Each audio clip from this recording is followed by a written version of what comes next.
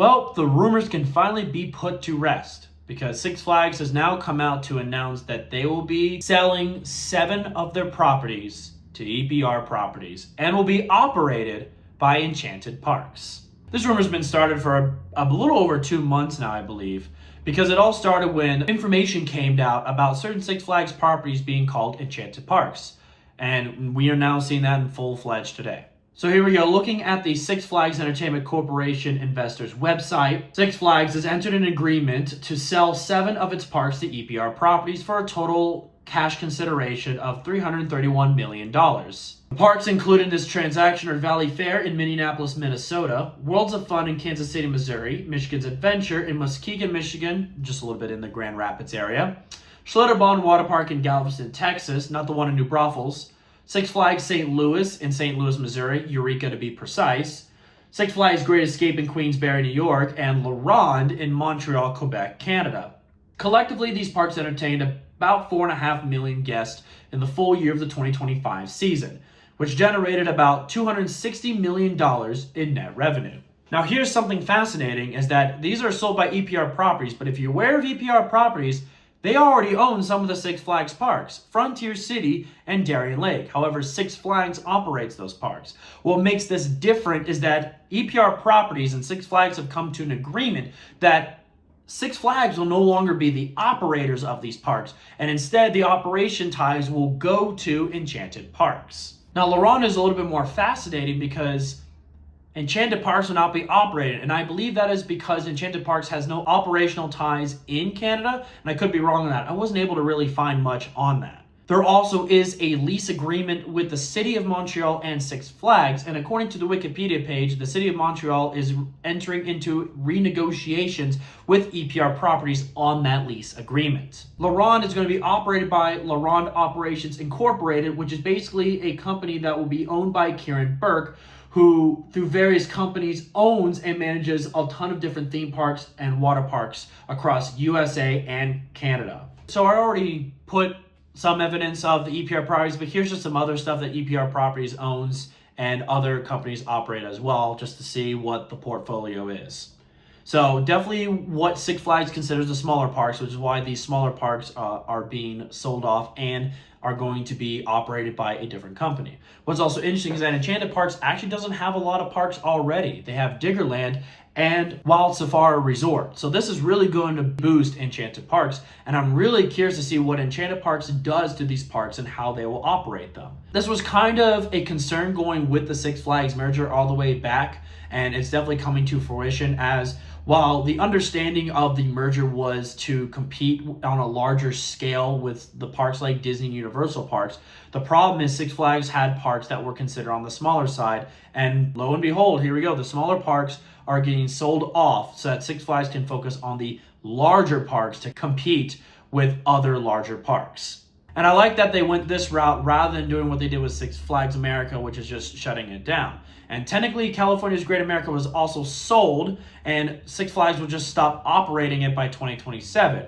And it all depends on the current company, which I believe is a real estate company of some sort, if they continue to operate the park or go in a different direction. But I also think there's some logistical problems on that one just because of the city of Santa Clara. I'm not going to get into it because that's not what this video is about. This video is about the Enchanted Parks. So here we go, Enchanted Parks. I'm excited to see where this goes. Funny enough, majority of these are what is considered in the Midwest. So the only really Midwest parks now that Six Flags owns is Six Flags Great America, which is promptly in the Midwest. And then you can count, if you count Ohio's Midwest, then yeah, you got Cedar Point and Kings Island. On top of that, the IPs such as Looney Tunes, DC, and Planet Snoopy will only be used for 2026. They will no longer be at the parks by 2027. So we'll be seeing a lot of rethemes, repaints, renames, all that jazz at these parks, as those licensings will no longer be available for those parks to use. For those that have a season pass there, do not fret. Your 2026 season pass is still available and full use of all of its perks at the Six Flags properties. However, you will no longer be able to buy a Six Flags pass to go to these parks starting 2027. In fact, if you are a legacy member, your legacy member will be no more after the 2026 season, and you will not be able to renew your home park. So once 2027 comes, if your home park or whatever your park tied to your legacy membership was are the Enchanted Parks, then you'll no longer be able to have a legacy membership anymore after 2026. So I'm excited for the future. I'm curious to see how Enchanted Parks operates these parks, especially on the Cedar Fair side. I know they haven't gotten in terms of large roller coaster investments, besides Worlds of Fun, Get It Zambezi Zinger, but we have seen a lot of improvements on the park as a whole. For example, in the recent years, Michigan's Adventure got a brand new kids section in 2020, and then a lot of the coasters have been getting upgrades, such as a repaint on Thunderhawk, Titan Track, along with a whole Gravity Group pre-cut track on Wolverine Wildcat, and improvements to Shivering Timbers. At Worlds of Fun, we've seen a complete park overhaul with a more enhancement of paint and aesthetics to actually have a theme park. And Valley Fair, granted I've been since 2019, has also done a lot of aesthetic improvements, and they are planning to get a new water slide complex this year.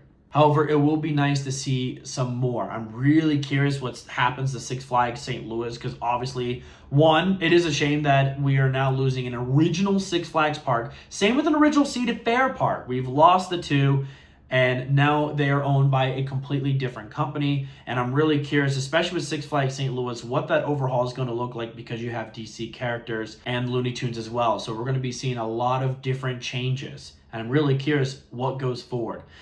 The future is unknown, because it really just all depends on how EPR Properties handles investment of the parks and what Enchanted Parks does to operate these parks. But I'm really hoping for a bright future, and I hope that these parks can continue to grow and get investment, and who knows, maybe even grow into some competition. The Midwest is already full of competition, because outside of Worlds of Fun and Six Flags St. Louis and Valley Fair, in between those two parks, you have a park owned by Hershend in Adventureland. You have a family-owned theme park at Lost Island, also in Iowa.